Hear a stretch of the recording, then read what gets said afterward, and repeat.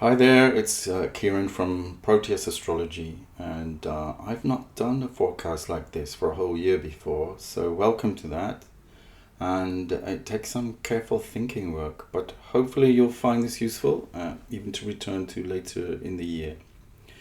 It's divided up into sections. First, I'll take a backwards glance at 2022, how we survived it. Second, an overview of what to expect for 2023. For all signs, and then what I expect most people want is a forecast sign by sign, starting with Aries. So if you'd like it more month by month, start at Capricorn and then work through, as that way you'll see some of the major aspects each month. Remember that each sign overlaps the calendar months, so I've taken Aries as April, Taurus as May, and so on, even though this sign begins in the previous month. There's a written version if you prefer that, which has hyperlinks, so please like, share and comment, and thanks very much. Let's get started. So as a backwards glance, we made it through 2022 alive and with some semblance of wholeness intact. Well done. Still being here, living and breathing is an achievement. It was a traumatic year in which all the seismic fault lines that separate people into false categories were rattled to capacity. We were steered and controlled through divisive narratives which pushed ideologies over genuine ideas and reasonable debate.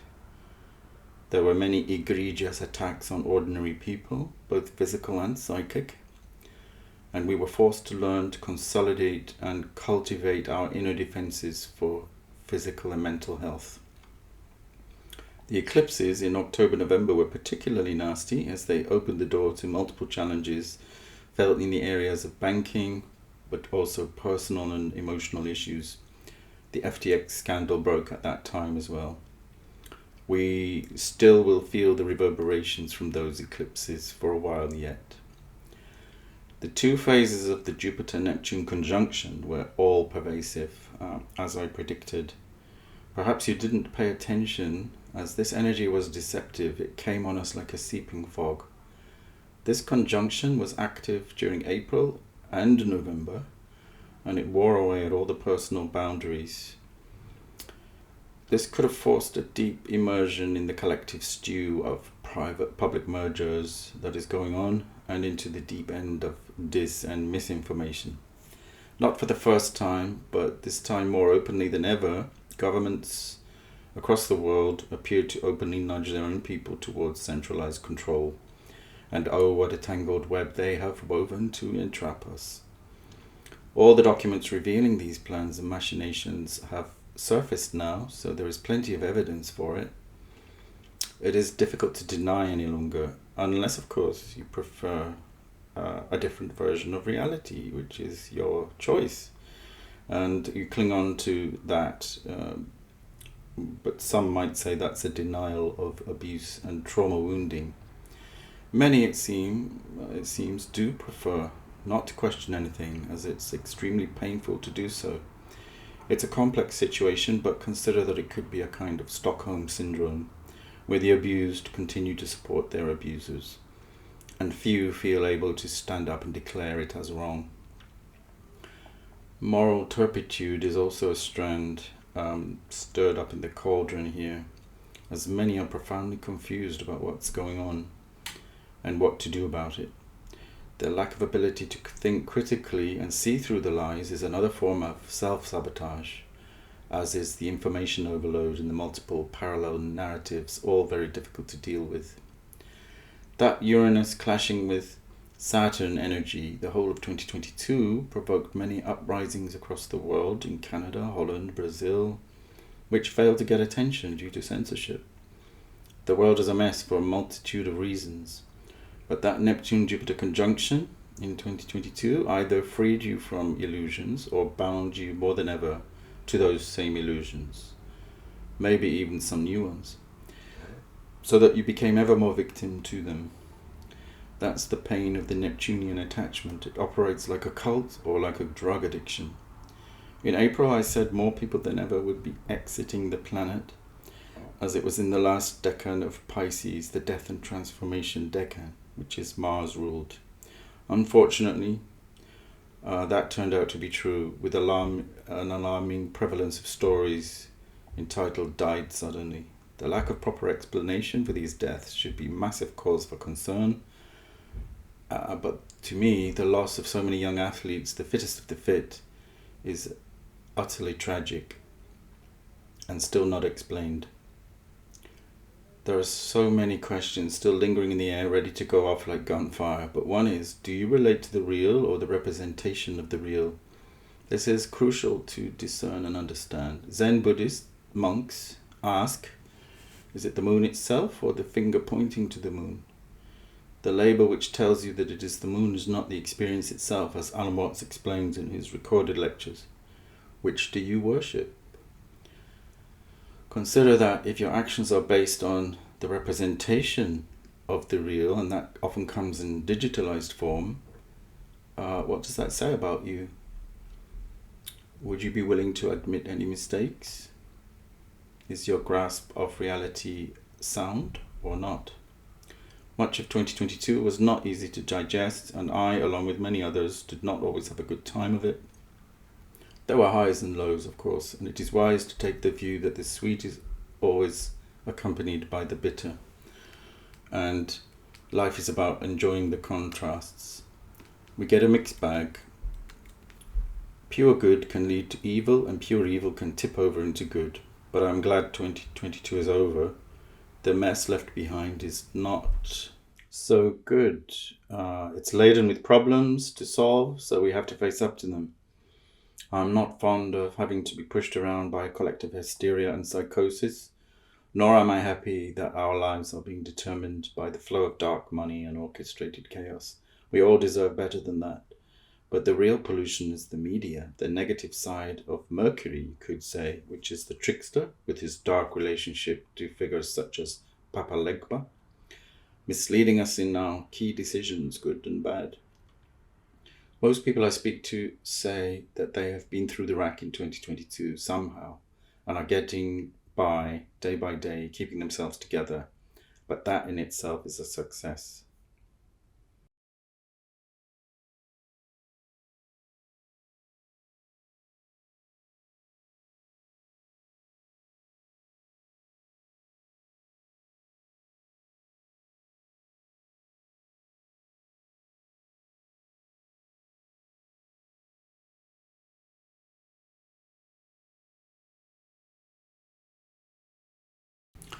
As we face 2023, we hopefully feel wiser, wearier maybe, but also more discerning, for it's likely to be a pivotal year.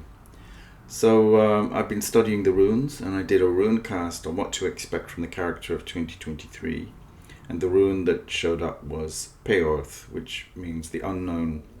This rune could be likened to a dice cup, but it's linked to Scorpio. And I think that means it could be a year when a lot of mysteries or unresolved problems are explained or revealed. Secrets definitely come to the fore this year. What has been in the dark, and that's a lot of stuff, may now come to light, or more of it. And we shouldn't worry, really, according to the interpretation of this rune, as what emerges may be good for us in the long run. And even though that may include a few shocks and surprises, and even some risk to us personally or personal discomfort, the outcomes should be more authentic in the end. So Mars went direct on the 12th of January, and Mercury goes direct today, which is the 18th, which coincides with the Sun conjunct Pluto. So this is quite intense energy moving forward. And then there's a new moon in Aquarius, a supermoon, and then Uranus stations direct on the 22nd, which is the Chinese New Year. So there's a lot happening this week, and to me that really marks the beginning of the year. The Chinese New Year is of the Water Rabbit, which is interesting as it cycles back to the year 1963. For anyone born then, this is a return to the year of the Water Rabbit. There's no doubt about it. We're going to feel this as it propels us forward massively with acceleration. The next booster will be in March. But we've been through quite a long period of retrogrades, so we have learned those lessons and hopefully distilled the knowledge we needed, as both Mars and Mercury retrograde was a bit of heavy going. And we may be ready now to move with plans, even if it's a reversal of what we said or thought before. What's interesting is that with 5 moons that started in 2022, are all at 0 to 1 degree. So that's a series. It's quite unusual, and it marks a phase of new beginnings at that degree. So whatever the old guard would have us do may be shifted away, I think, because it's all focused on the new. There's a lot of freshness coming our way with these new moons. And a collapsing of the old barriers, maybe, but as I think we can see, the disintegration of the monetary system is breaking down a lot of our institutions and causing lots of confusion. But it could be said that also that this chaos of the last 2 years is a smokescreen for the fact that the money system is toppling from the levels of debt. It comes in spite of what appears to be intense level top-down control of the public, sometimes with little respect to due process, consultation, or human rights. And so I'm personally hopeful that these new beginnings mark the stage for a clearing away of all of that, although I don't think it will be easy. Also, the full moon, 7 of them occur mid-sign, that's middle degree. So if you've got any degrees at that sign, you will know that you're pretty determined, somewhat stubborn, but that you get the job done. That's what that degree signifies.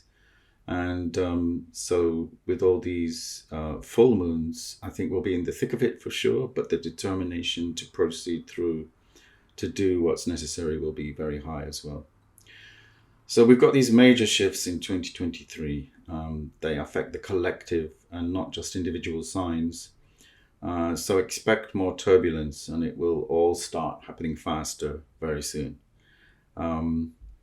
Just be aware, I think, of what's yours and what's not yours. And I don't think that is a selfish thing. We have to distinguish between collective trauma, which is one thing, and personal issues that come up due to our particular psychic DNA. And while the collective issues are pushing forward, our personal stuff may seem to take a back seat, but in one sense, that's not correct. We should be working on the personal because it's not separate, but at the same time, it is, and it will determine what could occur in the external world. So keep working on your shadow issues and develop all the strengths you are capable of to the point of being the hero in the story. The pace picks up again massively in March. It's as if someone steps on the accelerator again and we're into the fast lane. And every year we get a booster like this from the vernal equinox, which is the 0 point beginning of Aries. The whole cycle of the Zodiac begins then. It's known as the world axis, and it's also the astrologer's new year. Spring starts in earnest then, and the flowers blossom, the trees come back to life, and the sap rises, so to speak. And this March, though, is considerably more potent because 2 major planets are shifting signs. So that's mega movement in the heavens. We'll need more than just a seatbelt from being jolted by the changes that come through then. But if you've been paying attention and doing all the preparatory work, you'll be ready for this. But if not, look out for those potholes in the road because they could be bumpy. Mars is still out of bounds, remember, so that's an unruly energy. It doesn't go into Cancer until March. And remember that we've not had a Mars like this for a long time, which was both retrograde and out of bounds, and it will be a relief when it finally moves on. So Pluto moves into Aquarius on March 28th. That would mean Pluto is in the house of a sign ruled by Saturn and Uranus, and that can spark some radical changes for all concerned.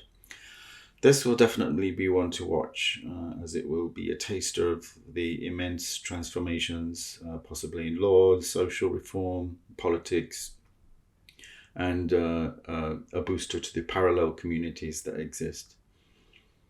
And it might seem to come faster than expected. But I think this period could echo the tumultuous times 240 years ago when Uranus was first discovered, and about which Wordsworth wrote, "Bliss was it in that dawn to be alive, but to be young was very heaven." He was referring to the period of turmoil, especially in France and the Americas, when the French monarchy and aristocracy was brought to an abrupt end by the storming of the Bastille and the rampant use of the guillotine.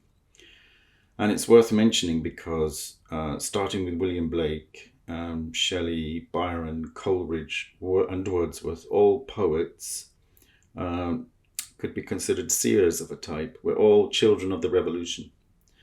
Their harping back to the land of Albion was not just romanticism, but an opposition to industrialization and the mass age that was hinted at by Uranus being in Taurus, where it is now. And by the time of the French Revolution, Uranus had moved into Gemini. So there was an explosion and dissemination of ideas about liberty, equality, fraternity, and the rights of man. We had Thomas Paine in that era as well. For good or ill, it did not turn out so well in practice, but it cleared away centuries of abusive top-down hierarchies. Uranus is poised to leave Taurus and enter Gemini in 2025. So it will be there again in 2 years' time, at the same time that Pluto is in Aquarius. So Uranus was discovered in 1781, and Pluto was at 6 degrees of Aquarius then. So this is a full circling back to that revolutionary era with this placement of Pluto. It most likely will affect the collapse of the old systems and the massive dissemination of new ideas. So 2023 lays the groundwork for this, with a brand new phase of power shifts to the point where power could go back to the people, or at least there is a potential for that. The other big movement is Saturn moving into Pisces on March the 7th, so that comes first. We'll only see it move through the first 7 degrees of Pisces in 2023. So look for those degrees in your own chart. This could lead to the dispelling of illusions, as Saturn's the hard taskmaster who asks us to question the ideas we cling to.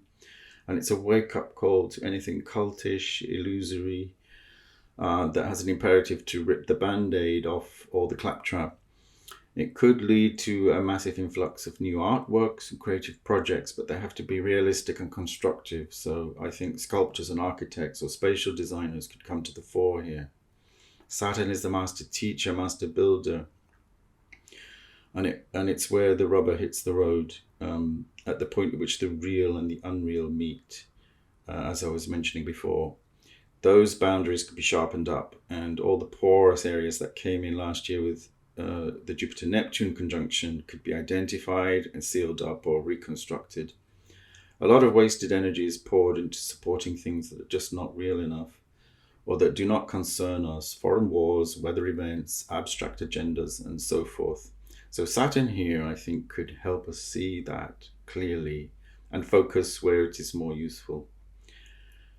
It could also lead to more spiritual mastery and the mixing of science and spirituality, or new forms in the art world. What Fritjof Capra achieved with his book, The Tao of Physics, comes to mind. The fusion of science and mysticism. This proposed that science can be more mind-bending, incorporating parapsychological elements, quantum theory, which validates what mystics down the ages have said all along, that the nature of reality is less physical than spiritual, that there is an ecstatic dance of molecules, spinning so fast, but appearing to us as solid. So the authenticity and integrity of the scientific method has been called into question in the last 2 years. as if studies can be paid for to skew the results.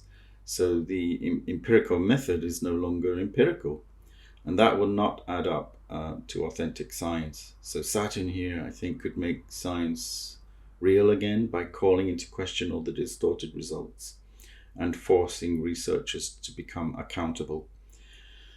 Saturn forces a growing up, so there's a sense on a personal level of taking responsibility finally for your life path and your personal God connection. Saturn in Pisces is also very good for anyone doing yoga, and I've written about this. It is good to establish that regular practice and make asana part of your routine. The discipline involved is always just showing up on the mat, but it may mean that you break through the pose that always held you back, and you finally master it. Or it helps to enhance your understanding of physical practice or any kind of bodily practice, into seeing how astrology is intimately connected with the body and psychic channels.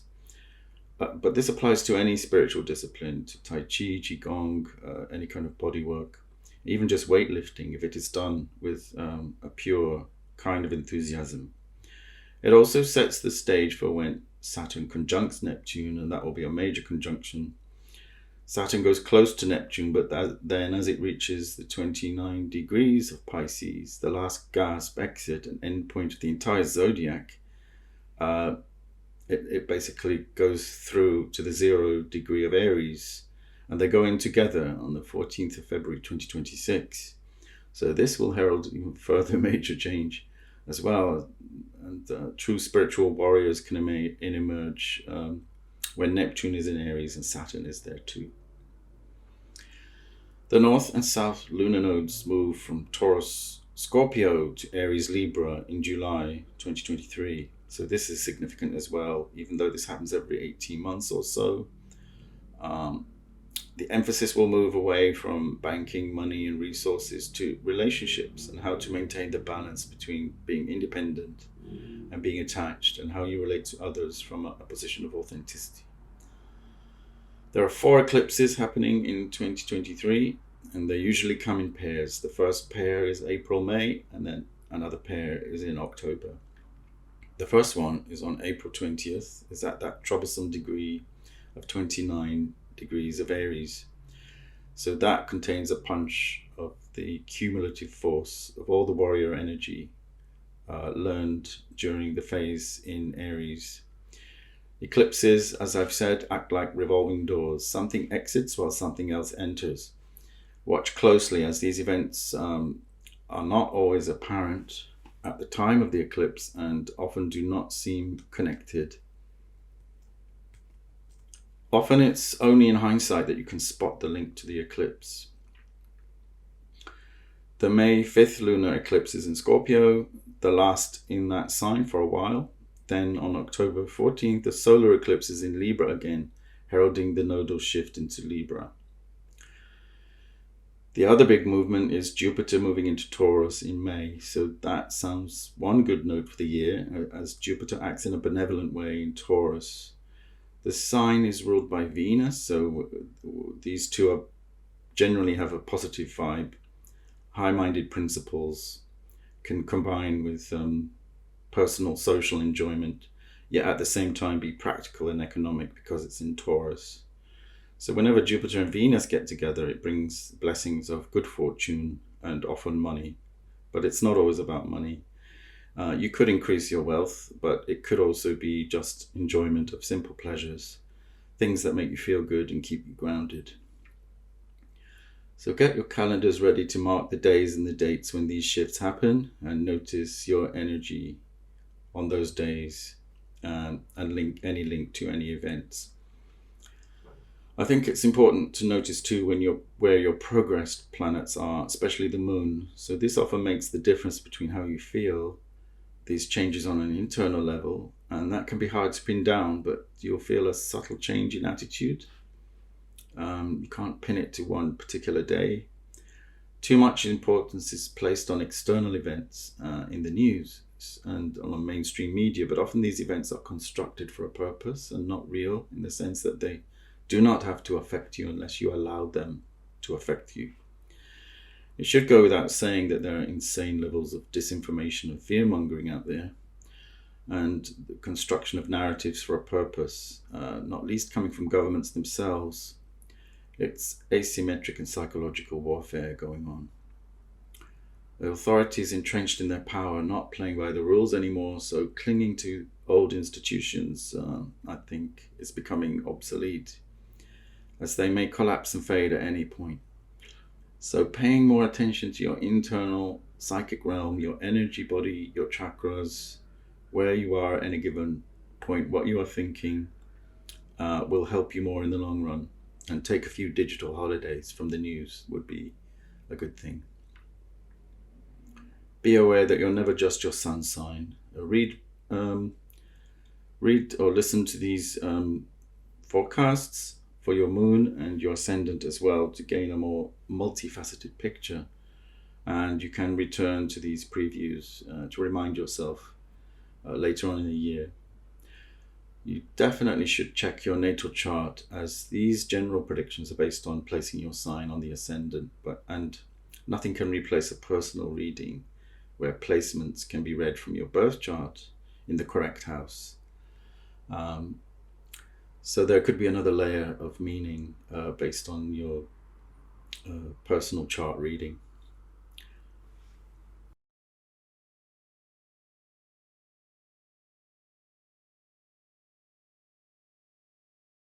So these are the individual forecasts running through the Zodiac from Aries to Pisces. So please use the timestamps to locate your sign and look at more than one sign, of course, for greater detail. So we begin with Aries. So for Aries, sun or rising sign, Jupiter is in your first house at the beginning of the year, putting wind in your sails for any resolution, especially if it is a new gym routine or a physical training goal. Better and more strategic exercise routines may be in order, or even getting a personal trainer. This is especially so when Mars, your ruler, moves forward on January 12th. Whatever your plan, get started and stick with it. Jupiter is there until May. So that's a breezy start to the year, and it may slow down after that as it moves into your second house, changing the focus to your self-worth. It may bring a bit of luck your way too from this time on, so just keep any gambling under control or any risk-taking impulses. So keep it all in check. You still have Chiron in your sign, moving fairly slowly. It doesn't move out of Aries until 2026, so be aware that vulnerabilities may still keep niggling away at your ego and identity, asking you to reevaluate your position in the world on a deeper level, and possibly triggering where you feel most sensitive. But take stock of all the lessons to be learned from that. So while Chiron is there, it's a good time to journal and acknowledge any weaknesses. Perhaps they can be turned into an amazing healing, and those flaws can be turned into talents. The flaw that brings in the light somehow can be real and not just poetic understanding of personal trauma. But often it means that we feel attacked on an ego level or feel alienated because of the effort it takes to self-heal. This applies to all those who have Chiron in Aries and or in the first house natally as well. The sun enters your sign on March 20th, and that heralds the spring equinox. So that is always a supercharged time of year, bursting with energy, and it's worth celebrating. Mars has been retrograde in Gemini for months, and it's finally gone forward. So look to where this is happening in your personal chart, but generally speaking, it might have shown up as obstacles, or it might show up here as obstacles among siblings with rivalries flaring up, or in communications generally where you have reached an impasse with certain people not communicating anymore. And that can be released from deadlock now, and the relief may be palpable. It moves out of Gemini to Cancer on March 25th, just at the point where everything else is happening. So energies become more centered in emotional realities from then on. Mercury is also traversing your sign from March 18th. So there may be heightened communications during this time. It even conjuncts Jupiter on March 28th. So watch out for a gossip explosion on that day. Perhaps keep some things to yourself at that time. But the main thing is the attention is on you in March and April, and it's high peak. And you'll feel the most energized probably than the whole of the year. Venus also enters Aries on April 11th, so that's another guest in the house, keeping you very busy with social contacts and engagements. There could be some fun during this time. When Saturn moves into Pisces on March the 7th, it will have a big impact on the collective. It may not appear to affect you at all, at least not obviously, since it resides in the 12th house, your 12th house. So its effects may be more subtle and subconscious, with luminous authority figures appearing in your dreams. But it can definitely stimulate your dream life, bringing a greater interest in tracking your dreams or in lucid dreaming training, where you become a kind of psychonaut. Or you feel the need actually to organize a retreat or squirrel yourself away into the woods to restore peace, or do a Vipassana practice, being silent for 10 days. At the very least, it will stimulate your imagination to be constructive about your art projects. This stays in position until 2025, when Saturn moves into your very own sign of the warrior. So get ready for that, which happens May 25th, 2025. Perhaps use this period when it's in Pisces as a gentle preparatory mode for the tough boot camp that comes when the elder trainer Saturn has to get the acolytes in shape for true mastery. There will be nothing fake then, as Saturn hates fakes. With Pluto moving into Aquarius, it may affect you in the area of groups or social contacts. There might be a greater interest in joining local groups or taking part in campaigns that become more urgent and transformative. Again, look to where Aquarius is in your personal chart for sharper detail as to how this will manifest. If, for example, it's in a fiery house, the 5th or the 9th, then it can impel you to more revolutionary or rebellious thoughts, and that might take you by surprise. When Jupiter moves into Taurus in May, it could feel good for you as it presides over your 2nd house and may bring some opportunities to increase wealth and security, but you will have to work on your self-esteem to establish that new level of security. It could easily get out of hand. When the nodes shift into your sign in July, the spotlight focuses upon you again and your pioneer spirit, obliging you to take action that pushes you beyond your edge. And that might seem ultra challenging, but it will trigger more of your ability to accept life's journey, where you might have to step up as leader and do something for others. They will remain there for 18 months. So the North Node will cross over any planets in your sign, including your Sun. So something usually fated happens when you get this kind of aspect.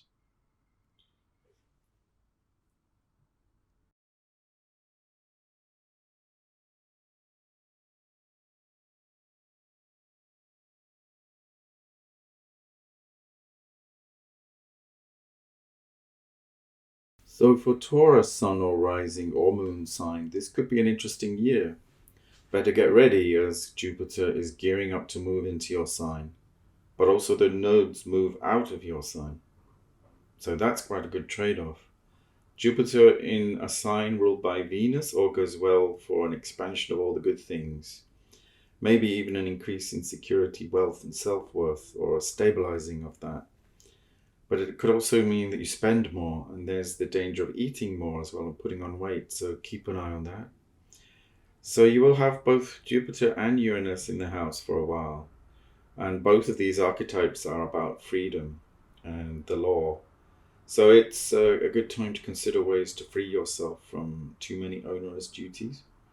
It could mean an influx of the brighter and bigger and more innovative ideas about how to move your life forward.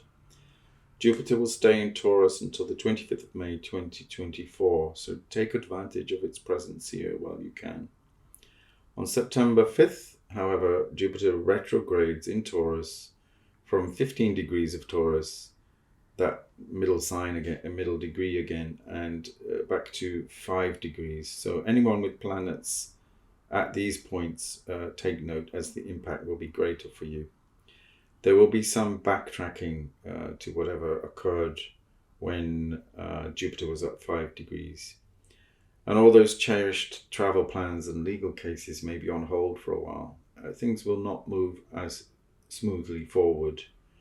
One glowing element I also see for you Taurians may be that since Venus is the ruler of Taurus, you might also feel blessings from when it moves into Pisces on January 28th. Venus is exalted in Pisces, so that gives a lighter touch to her activity there. It's nice to have your ruler in such a heightened position, and love may become more elevated, elusive, and idealistic for you, or your standards go higher. Or there is the desire for mystical unions. But it could also make you idealize love and romance to the point where the daily reality can never satisfy you, as your desires go beyond this 3D world. This Venusian tendency to spiritualize needs channeling into creative pursuits and inspiration for artwork or beautifying your surroundings. This feeling only lasts until February 21st, when Venus moves into Aries and takes on a spunkier, feistier expression. Venus finally gets to your sign of Taurus on March 16th, and this is the time for organizing parties, events, meetings, buying new things for the house, or doing some beauty treatments and pampering of the body. She's moving quickly, however, and only stays there until April 11th, so enjoy those blessings while you can. There will be a penumbral lunar eclipse of the Sun in Taurus and the Moon intercepted by the Earth over the Moon in Scorpio. This is on May the 5th. Eclipses are the revolving doors of the cosmos and are mind-boggling in scope, just thinking about the rotation of the alignment of the Earth, Moon and the Sun to throw shadows around and block each other out. They are linked to the nodal points, which are thankfully shifting from your sign in July. Eclipses are not to be underestimated, and you may not notice what's being sucked in or out of your life until it's too late to do anything about it. The reverberations and aftershocks of eclipses can be felt by all signs, however. Venus trines Pluto on April 11th, which lends power to your sign in a harmonious way, increasing the depth of enjoyment in any social event you pursue. And Venus enters Gemini in that same day, so it may show up more in the world of communications. That day could be luminous indeed, as the Sun conjuncts Jupiter as well, making it a bright and shiny statement for all to increase hope, optimism, and faith in the future and of what is happening in your sign. Could give you a wonderful booster to expand your frame of reference.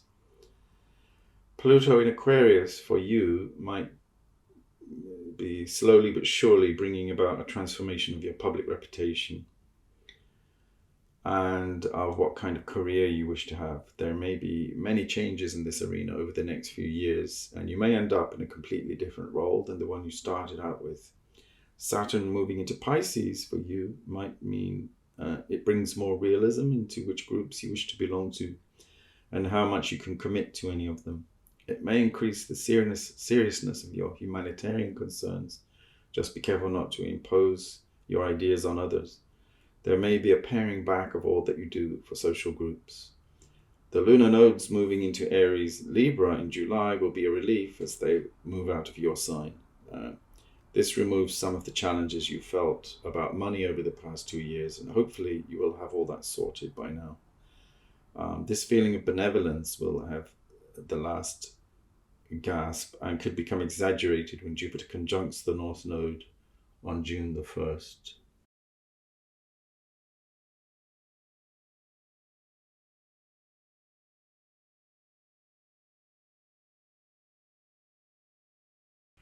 Gemini's Sun, Moon or Rising signs kick off the year with Mars still retrograde in their sign. This has been a bummer for all of us, as we have Gemini somewhere in our charts And for Sagittarians, it's directly opposite their sign. But Geminis have had to bear the burden of this dragging back on physical drives. This has caused no end of delays, setbacks, obstacles, and an energetic drain on the body with heavy fatigue, more than usual, and even nervous complaints could have cropped up, or weird feelings of agitation and heightened tension. It has not been easy, but especially not for Geminis, as it has probably directly aspected your natal planets and your sun placement, or affected your usual willingness to talk. It finally goes forward on January 12th, so we can breathe easy again and really get going with our real conversations, or with gym and yoga routines and energies becoming more aligned, and your health may feel better. Mars here has probably sapped your energy and drive, as it spent so many months in your sign. But Mars finally leaves Gemini to enter Cancer on March 25th. So hopefully you did not have to have any surgery during the time it was in Gemini. As with Mars here, it could have caused complications, but at least now you may know how you have extra stamina and courage to face the rest of the year with renewed vigor. Mars would have affected all the mutable signs, Virgo, Sagittarius, and Pisces, but you are a mutable, adaptable sign, so you may have taken all of this in your stride due to your innate versatility. If so, that's great, but just be aware of getting your sleep patterns in order, and you may need to build up your body again after the month of Mars being in your sign.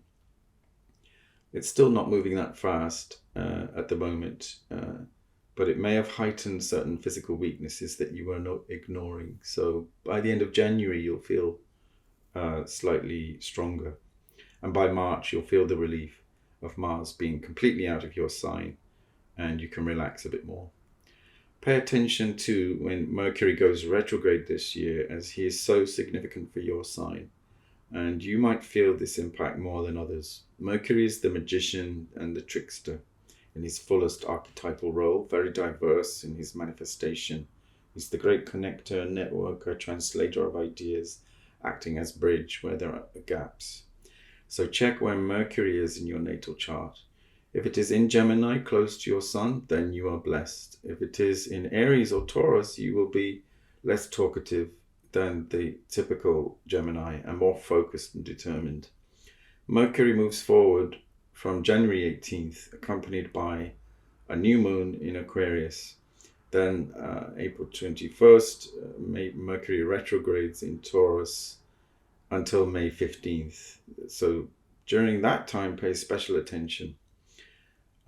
August 29th as well, when Mercury goes retrograde in its own sign of Virgo, the fellow mutable sign, where it's particularly strong as well. And then again it moves forward in September the 15th. The final Mercury retrograde period for 2023 is from December 13th, starting in Capricorn and moving back into Sagittarius, then moving forward on January 2nd, 2024. During all of these times, expect delays and don't be surprised if any travel tickets have to be renegotiated or corrected or plans changed. Pluto moving into Aquarius for Geminis might herald the return of the need for long-distance travel or a deep re-evaluation of principles, beliefs, and philosophies. Saturn moving into Pisces might bring a sense of realism in your work and reputation. Either you are obliged to work a lot harder, especially if it is for artistic pursuits, or you become a workaholic and have to cut back on work commitments. Saturn will do an audit of your work sector. With Jupiter in Taurus, however, you may have inspiring dreams that guide you in your choices from the hidden realms. When the nodes move into Aries and Libra, it may encourage you to do more work through groups that you belong to, and relaxing into too many fun times may not be the best to fulfill your destiny. So focus where your energy is most needed.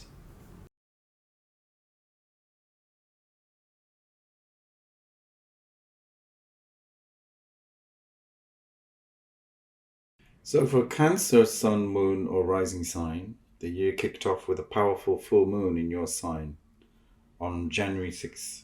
So I hope you enjoyed the full flood of emotions that root you into your world world and make you very reflective within it through that full moon. It was the ideal time to reconnect with your loved ones, get in touch with your innermost feelings, which can often tell you exactly what's what with that inspired intuition of yours. Rituals to honor the moon are especially effective for you to attune yourself to the astral world. That full moon was good to reflect in or by water, to sit by a lake or a waterfall, or to have a long hot salt bath and do some visionary work and assess what's completed from 2022 and prepare for 2023. Perhaps also connect with the goddess Salacia, who rules seawater and mineral water and who is the consort of Neptune. Salacia rules the shimmering reflections on the water too. The full moon was at 16 degrees mid-sign, so very determined to reach its goals. And it was trine to Uranus, which brought maybe some fresh ideas and was connected to the fixed star Sirius. Mars was in Gemini for several months, which means it has been exhausting you in the bedroom, hopefully in a good way and not violently, but stimulating your subconscious. It enters your sign on March 25th, just after the vernal equinox, and stays there the whole of April. Mars is not always so happy in Cancer, and his hot-headedness can produce a bit of steam as it tries to express itself directly, but often gets thwarted. But it could bring about some extra needed physical stamina to you. Just beware of overreaction or of any irritation, inflammation, especially if the sun is in your 6th house. But Mars in your sign is a pep-up, even bringing in an extra zing to your fitness schedule and an ability to get things done in the day. Mars moves on into Leo on the 21st of May, so it expresses itself in a more playful, boisterous manner in that sign. You probably feel eclipses more than most, as each one involves one or more of configurations of the moon with the Earth and the Sun. So these are in April and May and on October, November. These are also pivotal times of the year. So watch out for major changes around these points. The day of the solstice too is hugely important for you, as it is such a marker of the year when the sun is at that 0 degrees of Cancer on June 21st. Find some way to celebrate this. Follow the moon phases if you do not already do so, and time your actions to seed and grow from the new moon to the full moon, and then to nourish and reflect when the moon is waning from the full moon to the next new moon. Aligning with the moon is natural for you and can enhance your being truly in tune with your deepest energies. So use a moon phase tracker to do this. When Pluto moves into Aquarius in March, this could bring about major transformations in shared resources or through deep bonds and partnerships. But Pluto, just be aware, rolls back and forth over the 0 point of Aquarius a few times, hovering over that 29-degree point. So if that opposes any planet or point in your sign, it could be a very testing period where lots of things culminate in challenging ways. With Saturn in Pisces, however, it brings about a reformulation or a tidying up of all your beliefs, where you might adopt a stricter morality in those beliefs or follow laws and principles in a way that you did not do so before. But it also might inspire you to be more creative in the spiritual arts. The North Node is moving into your 10th house area, which points you towards a change in career. And if you can muster the energy to do that, over-reliance on staying at home, though, may become a comfort zone. So keep in mind to rethink your career is the real challenge.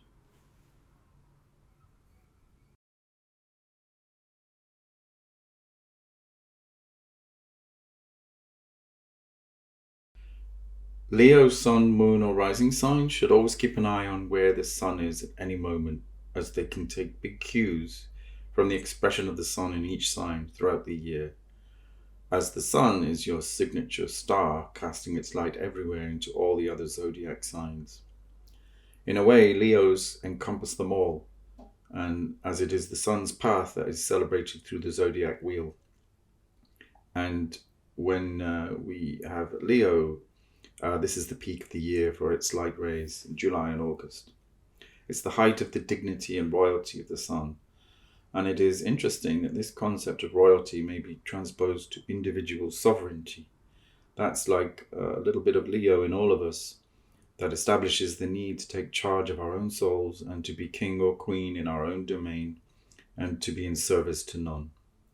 The equinoxes and solstices are also important for you, as these are the marker points for the sun entering the cardinal signs Aries, Cancer, Libra, and Capricorn.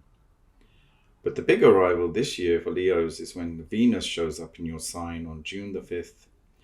She is going all the way almost to the end of your sign and then retrogrades back. So that means intensive Venusian rethinks may be required, not just of Leos, but from all of us, if we know where Leo sits in our charts. But Leos in particular, this will impact you, as you would have to be on the alert for when Venus conjuncts your Sun and any other planets you may have in Leo in your natal chart, quite possibly Mercury too. Venus retrogrades are hugely important and not to be overlooked as some second-class Mercury retrograde. The impact can actually be much more profound. Venus here is very comfortable and expressive, quite dynamic, especially through artistic expression, singing or dancing perhaps. Performers shine with Venus here. But there is some reevaluation needed that could bring about a drama of some kind where you have to go back and sort things out that were not sorted out the first time around. The degrees she traverses are from 28 degrees Leo back to 12 degrees. So check if you have any planets at this range to see what the more detailed story could be about. There is a full moon in Aquarius on August the 1st. Aquarius is your opposite sign and may appear to lack the feeling that you have in your personal splendor. But one beautiful aspect is when the Sun conjuncts Venus on August 13th. That's a kind of glory day when you'll feel the beneficence of this. The Sun illuminates Venus and Venus radiates warmth to the Sun. Just watch for overspending on these days and being too generous. But it is clearly a good day to have a party or host a performance of some kind, go to the theatre and enjoy all of the finery that entails. A few days after that is a new moon in Leo on August 16th, and that is good too for focusing on plans coming up. For you, when Pluto moves into Aquarius, this covers your 7th house area, and so there will definitely be an overhaul of your relationships and partnerships and how you feel about those. The real changes will not happen until 2024 when Pluto stays for the long haul in Aquarius. And you may end up in a very different place from where you started over the next decade, or with a very different set of partners. With Saturn in Pisces, it could bring about an audit of your shared finances, and that might be tricky as this is an area of deep bonding with others that can be painful to disentangle. When Jupiter moves into Taurus, this could bring about lots of work opportunities that, if you are ready to take up, may help promote your reputation and develop your career. With the lunar nodes shifting in July, your 9th house becomes more into view, and the challenge here is to direct your life towards reviewing all your thoughts, religious beliefs, and underlying philosophy, and what is your modus operandi. That might not be easy, as everyone has experienced a shift in paradigms at the fundamental level, but it might be needed in order to move ahead.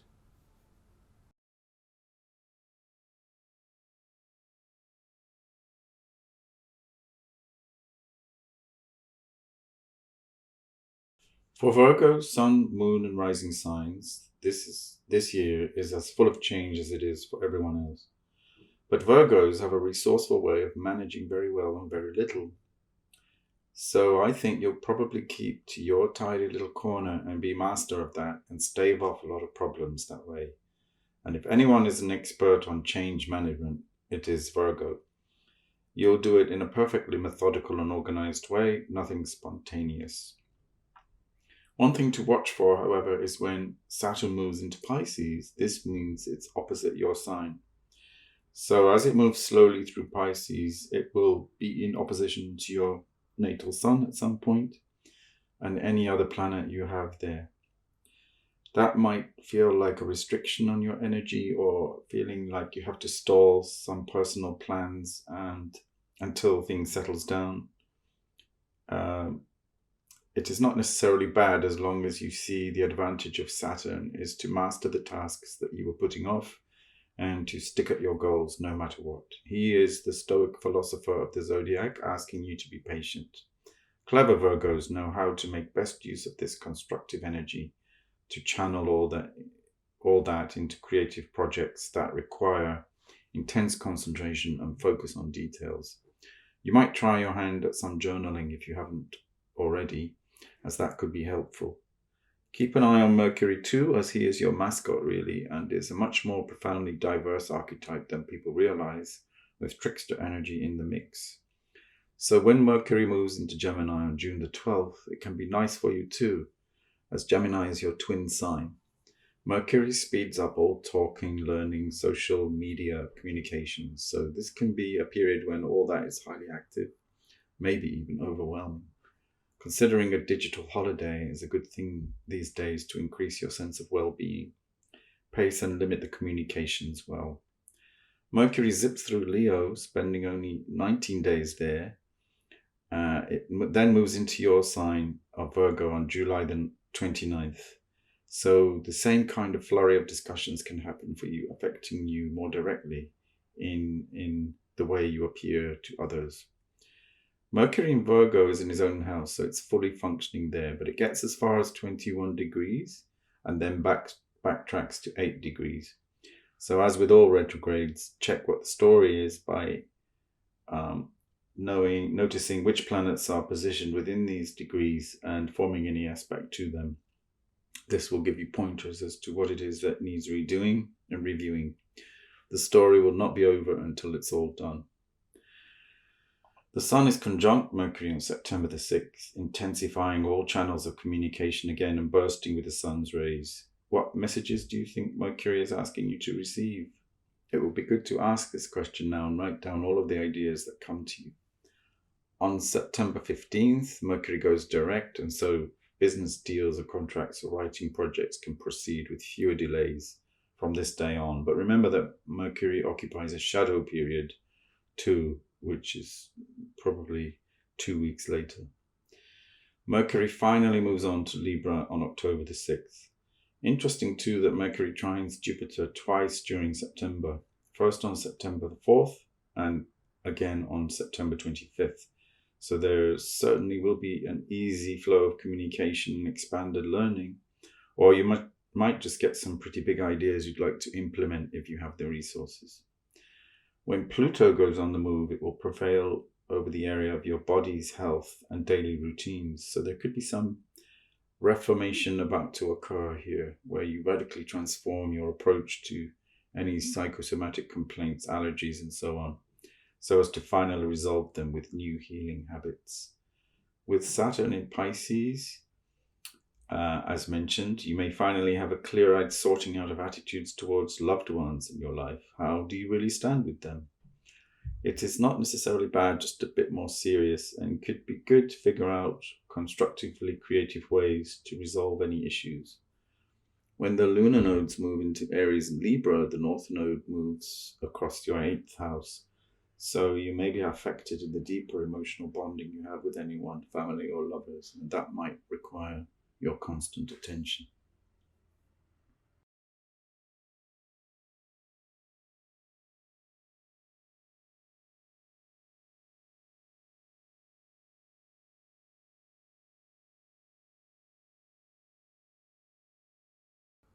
For Libra's sun, moon, or rising signs, Librans may have felt restless while Mars was in Gemini. Perhaps you've been involved with someone from another country, as Gemini rules your 9th house, and Mars being there will have stirred things up.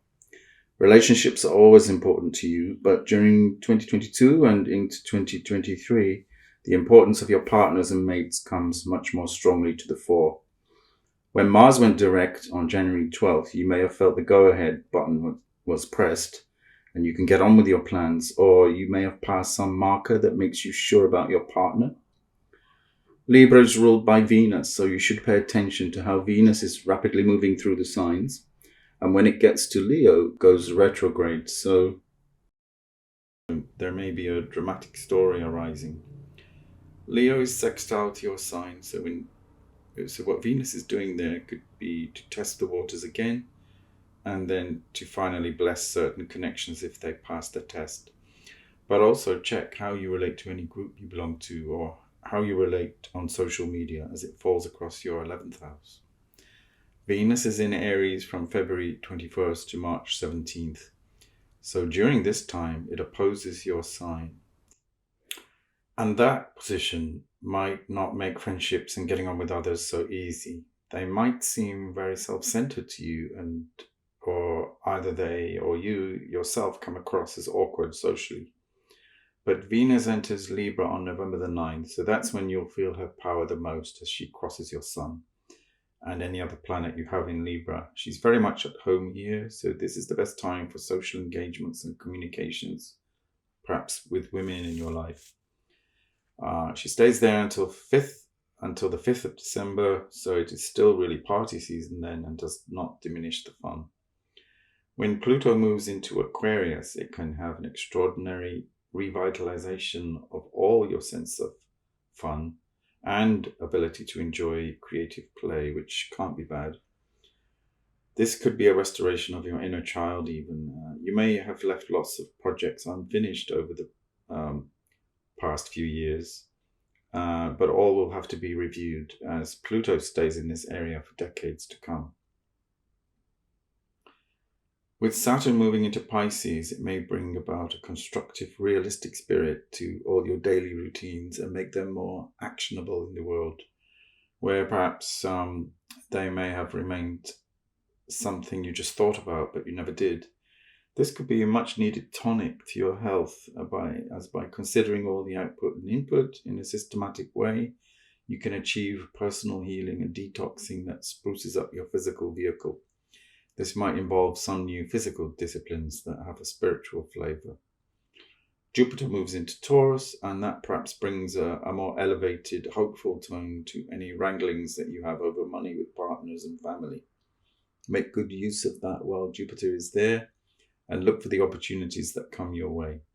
The North and South nodes are on the move, and this may affect you as the South node is entering your sign, and so it will cross over your natal planets in Libra with a lot of releasing of energy there.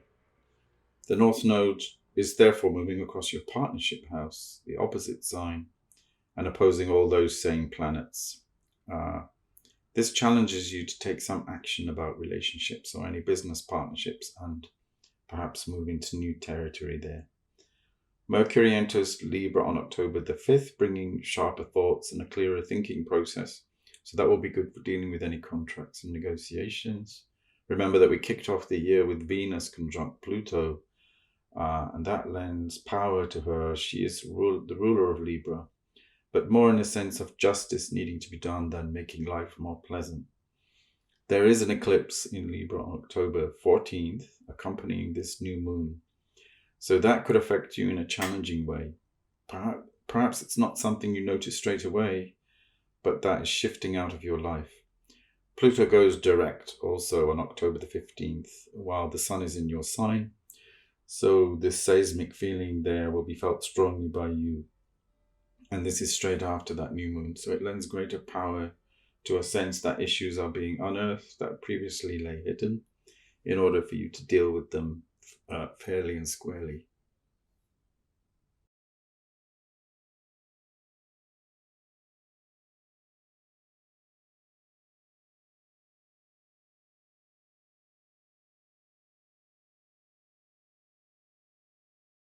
For Scorpio, Sun, Moon, or Rising signs, it should be a reasonably good year since you are always prepared for change and your sign represents that ability to do all the internal work of transformation.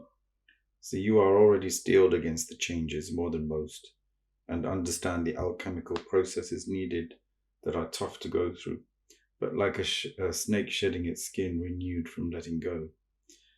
The traditional ruler of Scorpio is Mars, so take note of the position of Mars this year as it traverses signs from Gemini to when it enters Scorpio on October the 12th. It is mostly in direct motion from January 12th, so that's better for all of us, and you'll have direct access to your physical energy.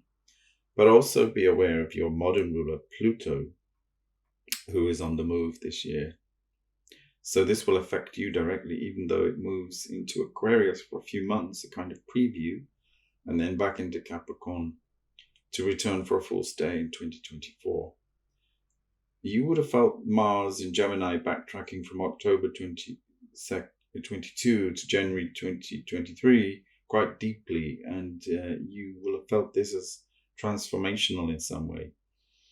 It may have included some surgery perhaps, or an accident that forced you into actions that enhances your life in ways that will set you right for the years ahead.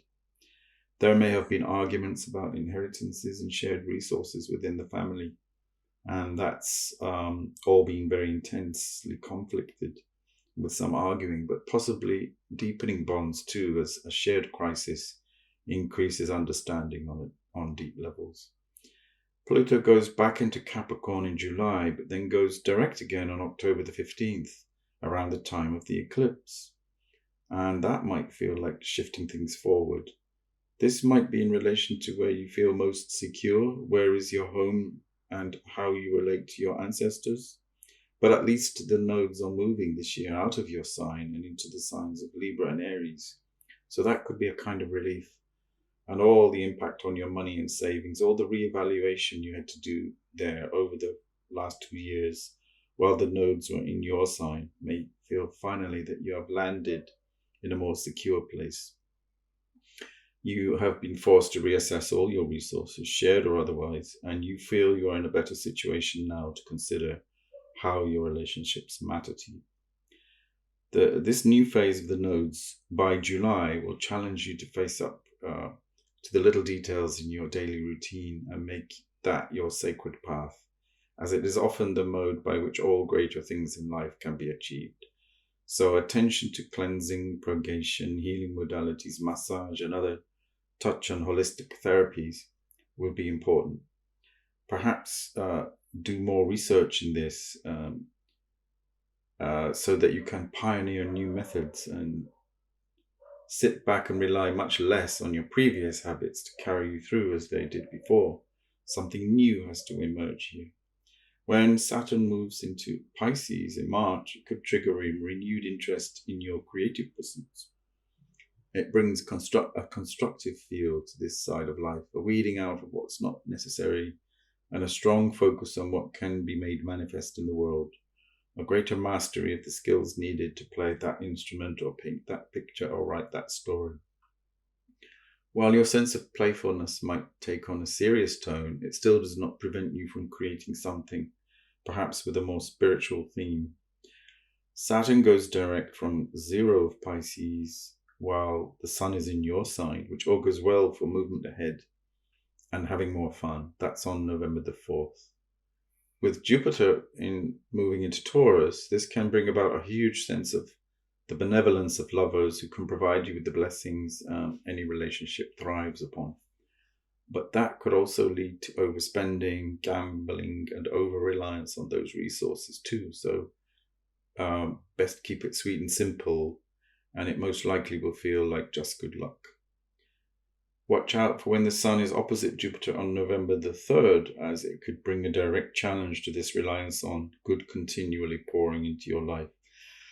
Don't overestimate what can be achieved, as Mars and Mercury are in the mix and in the middle degrees of Scorpio. So what expands can lead to a bubble that bursts. So keep a check on any unbridled growth. Be analytical, but not overly critical and sarcastic. But it may bring an illumination of some kind too, a broadening out of your worldview to accommodate the bigger picture. Then there is a new moon in Scorpio on November the 13th, so enjoy that time for making all the new intentions for the following year, 2024. It packs a punch too, because the new moon is conjunct Mars and opposite Uranus, so there's some fiery energy there to ignite your dreams and plans and make them more innovative. There will at least be no eclipse in your sign in November, as the last one, a lunar eclipse, is on May the 5th at 14 degrees. So whatever you had to finish in terms of karmic patterning is probably done by then, as that's the last one in Scorpio for a while.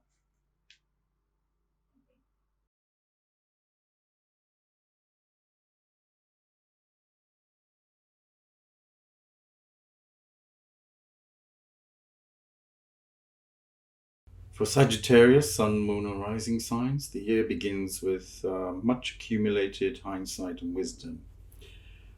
This is because you've been clear of the big ones. Pluto left Sag in 2009, so you were ready for the mind melt era of Neptune in Pisces, and Saturn left Sagittarius in 2018, so you've done a lot of the preparatory work for when it has been in Capricorn and Aquarius.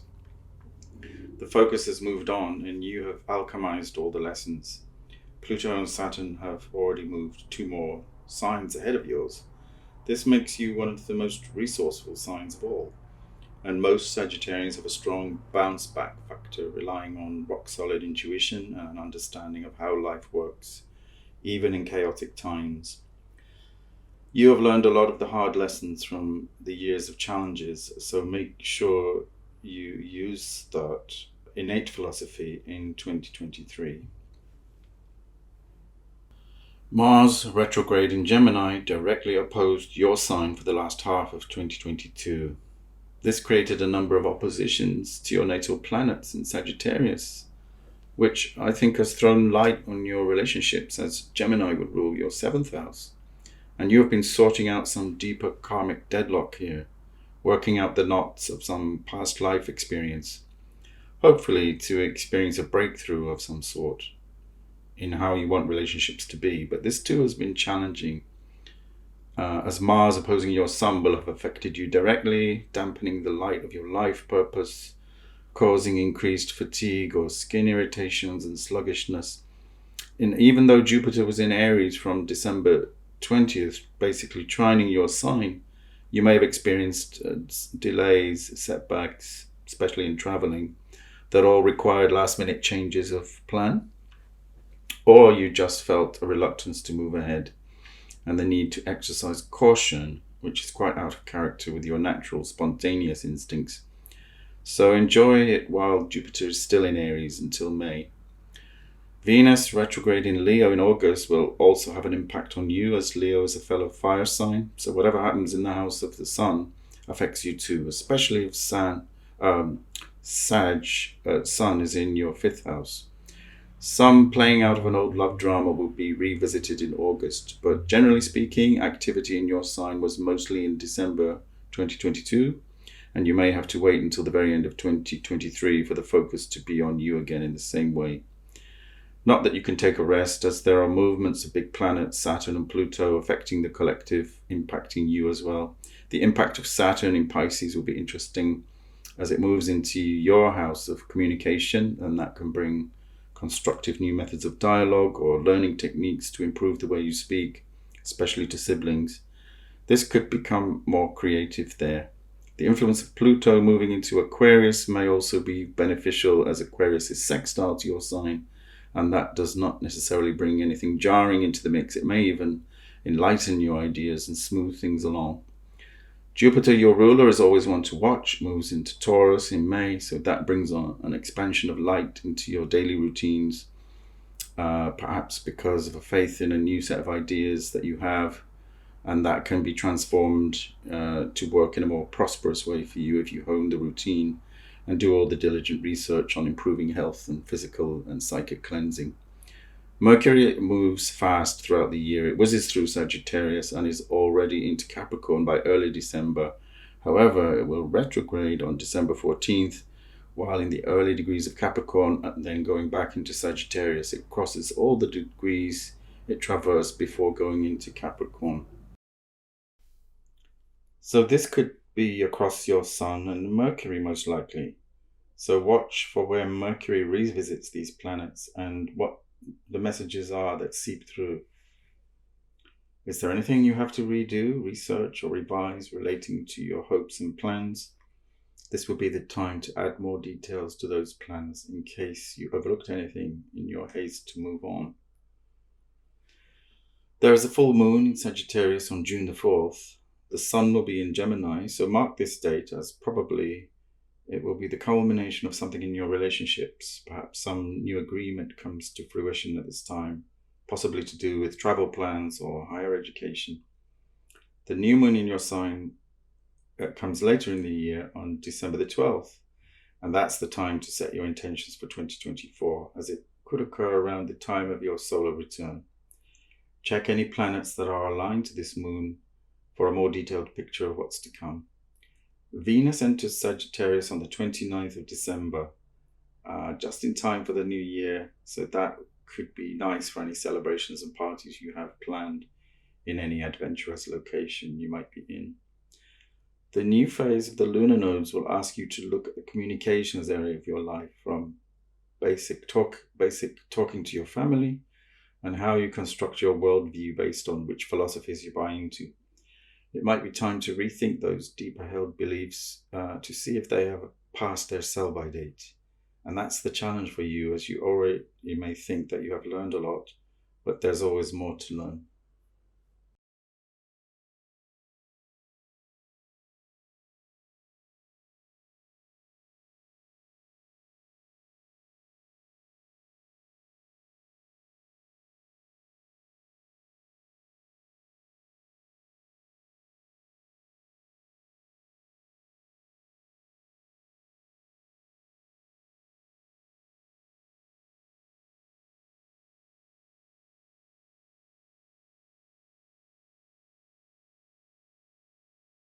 For Capricorn, Sun, Moon or Rising, you have had the toughest time these past few years.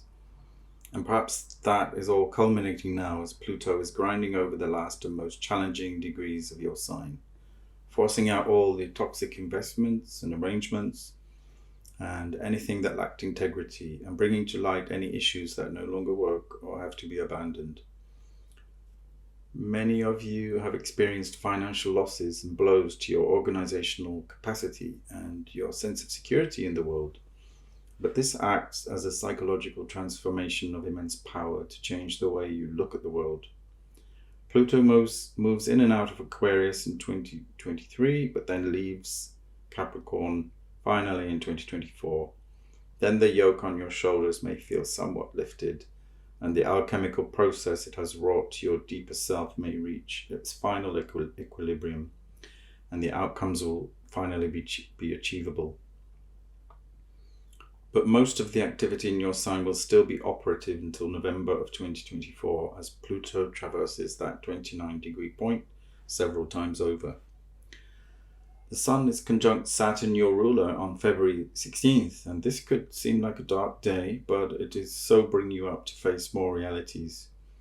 Not that you ever avoid them, but the tasks may just keep mounting up and feel oppressive.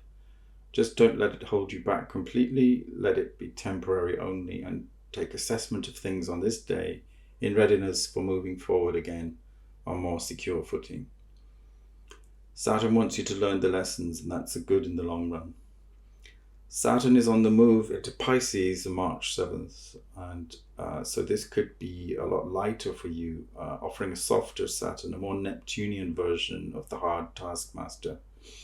The impact of Saturn in Pisces will be interesting as it moves into your house of communication and can bring constructive new methods of dialogue or a softening of your style in commerce, or you may learn techniques to improve the way you speak, especially to siblings. It may be the art of saying less, thus making words have more impact. That could become more creative as you learn to master new things. Saturn, however, goes retrograde on June 18th. He only goes as far forward as 7 degrees of Pisces, going back to 0 degrees. So check if those degrees have any significance for you in your natal chart. Do you have any planets in Pisces that your ruler Saturn wants you to pay attention to?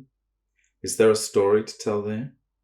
He goes direct again on September the 5th, going right back over those same degrees.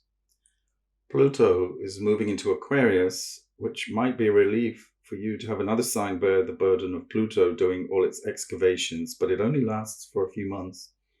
And in some ways, you're not out of hot water, as Pluto in Aquarius can still be relevant for you, as it is part ruled by Saturn, along with Uranus. It now covers the area of self-worth, so you still need to look at your personal resources and have a full audit of all that you truly value. This is not necessarily worldly goods and material objects, but your inner self-worth, how you value what makes life worth living. On a positive note, Jupiter is on the move into Taurus in May. This is a fellow Earth sign to yours and is more practical and realistic than most signs, even though it's a bit fixed. Jupiter here can be fortunate, showing you opportunities where perhaps you didn't spot them before. It emphasizes this rebirth of your authentic self-worth, and this moves into your 5th house area, so you may feel the need to remember how doing simple hobbies, painting, crafts, music, poetry, can enliven your right brain and restore the balance to your mind that has focused so much on reveling in the workload. It is not easy to be in play mode for Capricorns, but it may be the saving grace to allow this to happen more frequently and to fritter away hours apparently doing nothing. The lunar nodes are also shifting this year from Taurus, Scorpio into Aries, Libra, and that's in July. So this may focus your energy and attention on yourself, who you are, your ancestors, how to connect more to them, and everything that contributes to your feeling of security in the world. The default mode here is always more work, taking on more responsibilities, but ask yourself, of what value is that if your home life does not make you happy? You cannot live in the workplace. So figure out, where do you want to live in the world and feel happy? Home is not always a physical concept either, but where you feel most truly yourself without society's masks having to be worn.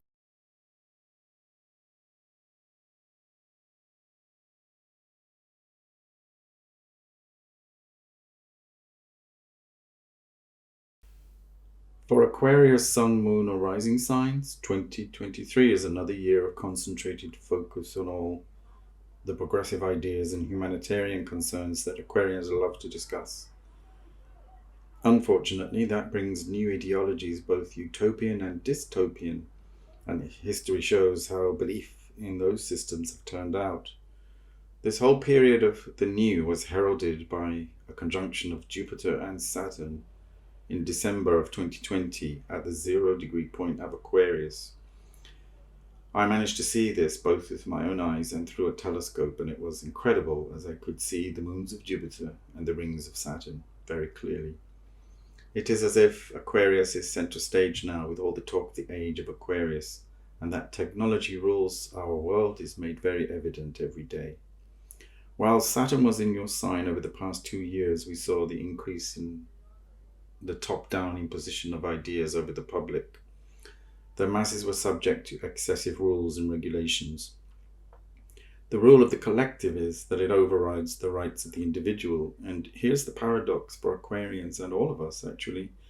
They come across as arch-individualists, but they are the most likely to argue persuasively for the common good and for unregulated use of technology, which inevitably robs genuine individuals of their rights.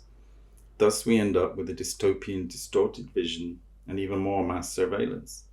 And it's not what people set out to achieve. It's often the antithesis of freedom.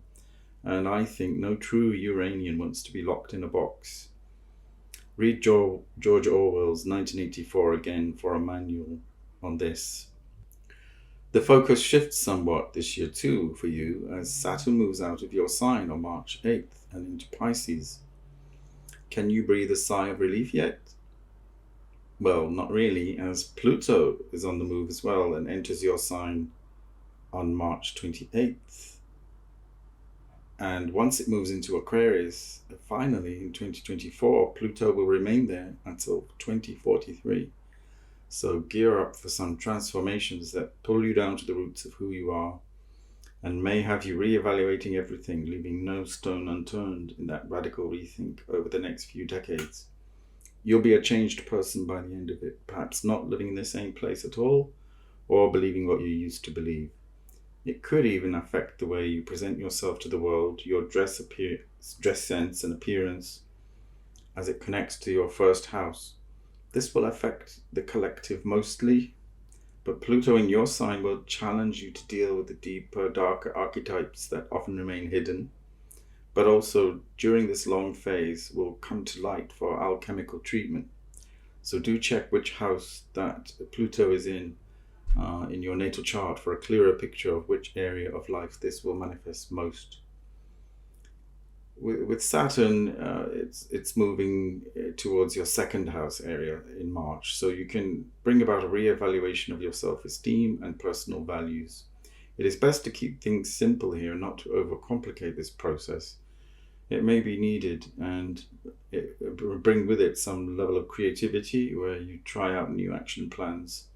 With Saturn in the sign of Pisces, it can soften the effect of Saturn, so he is less like the stern master, but at the same time it can harden up some of the disciplines needed if you are pursuing a regime or discipline. I think achieving a balance of these two opposing forces and resolving this tension could be successful if you are willing to be patient and diligent in working out how to do that. Uranus goes direct on January 22nd, 14 degrees of Taurus, so this forward motion of your ruling planet will affect you and bring its own electrical charge in terms of new downloads and advanced ideas, which you love to propose anyway and to implement. Take advantage of capturing as many bright, flashy ideas and plans as you can from late January onwards, as it goes retrograde again on August 29th. It only moves forward again on January 27th, 2024. So the flow of ideas could be more restrained during this time, which is not a bad thing, as anything newfangled should really be subject to critique and criteria before it is unleashed on the world. With Jupiter moving into Taurus in May, it could shine a light on your home life and what makes you feel secure in the world, but also expand your interest in your family histories or any recorded memories of your grandparents. This could be beneficial, especially if you have been neglecting your home life. If not, and you have already got that sorted, it may be a wonderful validation of all the work you've already done to establish who you really are and to resist any false sense of inauthentic identity through any kind of social engineering. The lunar nodes are on the move again, from Taurus to Scorpio to Aries and Libra. And this could affect you in the mode of communication where you may be challenged to be more forceful in your communications. And this is where it is most explicit, not the big picture stuff, which you find easier to handle, but who speaks to who about what and when in your immediate family.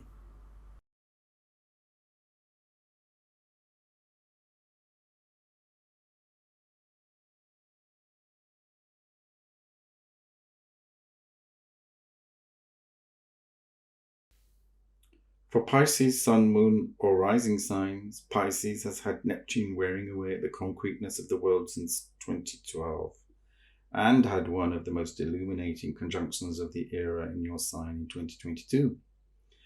That had two phases, the second lingering on towards the end of the years, and so you of all signs are familiar with the mega mind melt and existing in multiple dimensions at the same time.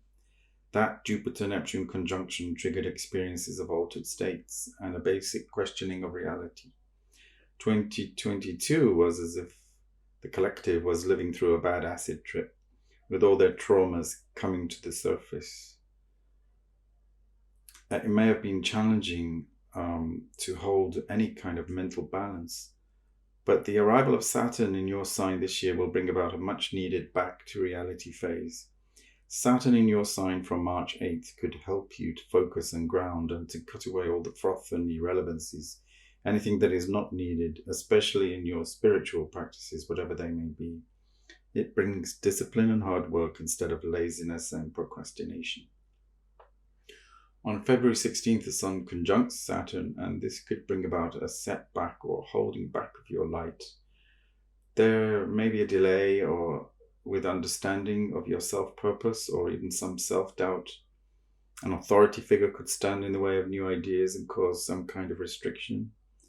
But then the Sun moves into Pisces on February 19th, and this shifts the focus to your sign from February to March, as it does every year, that strange time just before the spring in the Northern Hemisphere. The Sun here allows you to indulge your dreams and fantasies, and your search in the higher realms of knowledge could increase. It's time for intuiting ideas and showing compassion for others. Just be careful to distinguish truth from falsehood, and of giving away too much of yourself and then feeling like a victim for doing so. This could be the high point of the year for you before the big bang of March gets going. Once the Sun is in your sign, it is quickly followed by a new moon in Pisces on the 20th, where the Sun is at 1 degrees. This is the right time for your own personal intentions to be formulated and uttered aloud.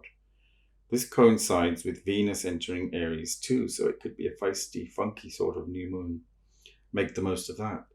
So this period is fertile for Pisces, as once Saturn moves in on March the 8th, you may feel like a new configuration of ideas that previously had you floating in the stratosphere just burst into nothing.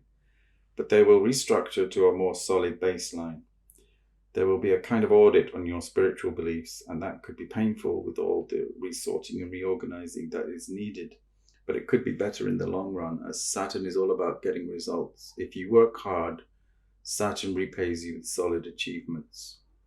So whatever it is you're working on could be pared down and become more functional, more efficient, or practices that you only dallied with before become more of a regular routine in your life. Thus, slowly the benefits show up more by the end of the year. And if you have any artistic project you'd like to work on, then Saturn here could give new form to the imagination and help you make it practical and more accessible to others.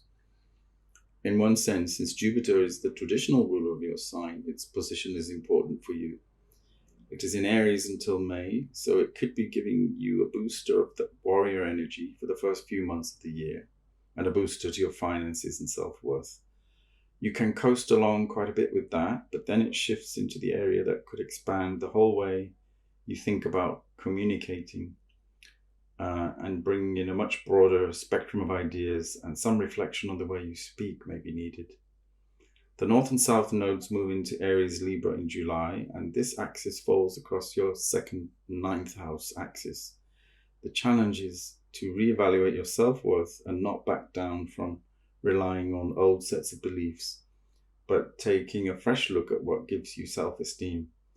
In 2 years, this nodal axis will shift once more into your sign of Pisces and the opposite sign of Virgo. And that brings up a whole new set of requirements for how to move forward.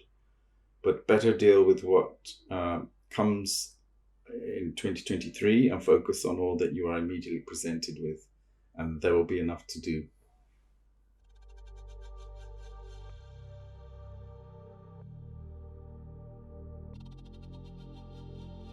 So if we take the view ahead, the main thing in 2023 is that it's a powerhouse of a year. Prepare as much as possible for all the twists, turns, and innovations to come, but don't beat yourself up if there are any setbacks and revisions of these plans. This is a year to review your life purpose, make serious plans Capricorn style, and to cut away all that's unnecessary. Use Occam's razor to boil everything down to what's important for you, and only do what matters based on that. To take on more than you can chew would not be a good idea. There is not one drop of energy left to spend on anything else than what matters to you, and very little time left as the world is in major shifting mode, and your choices this year are crucial to your survival. Another factor to activate your plans is that during the period of forward-moving planets, that's the time to get things done that require all the initiative, the startups, moving house, reorganizing your life, releasing yourself from old commitments, etc. Take advantage of all the planets moving forward from January 22nd to April 21st, when Mercury is the first to go retrograde, then all the other planets follow.